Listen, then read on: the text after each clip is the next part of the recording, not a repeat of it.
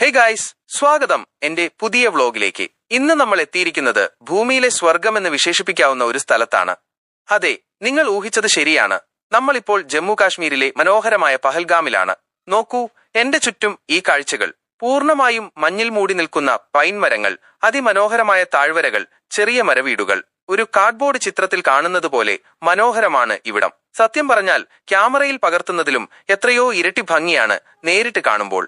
പഹൽഗാം ഒരു അസൽ tourist place ആണോ എന്ന് ചോദിച്ചാൽ ഒരു സംശയവുമില്ലാതെ പറയാം, അതെ. പ്രകൃതി സൗന്ദര്യം ആസ്വദിക്കാൻ ഇഷ്ടപ്പെടുന്നവർക്കും സാഹസിക വിനോദങ്ങൾ ഇഷ്ടപ്പെടുന്നവർക്കും ഒരുപോലെ ഇഷ്ടപ്പെടുന്ന സ്ഥലമാണിത്. അമർനാഥ് യാത്രയുടെ ബേസ് ക്യാമ്പ് കൂടിയാണ് പഹൽഗാം. അതുകൊണ്ട് തന്നെ വർഷം മുഴുവൻ ഇവിടെ സഞ്ചാരികളുടെ തിരക്കുണ്ടാകും. ഇവിടെ മഞ്ഞ് പെയ്യുമോ എന്ന് ചോദിച്ചാൽ ദാ എന്റെ ചുറ്റും നോക്കൂ, പൂർണ്ണമായി മഞ്ഞിൽ കുളിച്ചു നിൽക്കുകയല്ലേ ഇവിടം. നവംബർ മുതൽ ഫെബ്രുവരി വരെയുള്ള മാസങ്ങളിൽ പഹൽഗാം പൂർണ്ണമായി മഞ്ഞിൽ മൂടും. ഈ സമയത്താണ് ഏറ്റവും കൂടുതൽ സഞ്ചാരികൾ മഞ്ഞുവീഴ്ച ആസ്വദിക്കാനും സ്കീയിങ് പോലുള്ള വിനോദങ്ങളിൽ ഏർപ്പെടാനും എത്തുന്നത്. ഈ ചിത്രത്തിൽ കാണുന്നത് പോലെ മഞ്ഞുമൂടിയ പൈൻ മരങ്ങളും വീടുകളുമൊക്കെ ഇവിടുത്തെ തണുപ്പുകാലത്തെ ഒരു സാധാരണ കാഴ്ചയാണ്.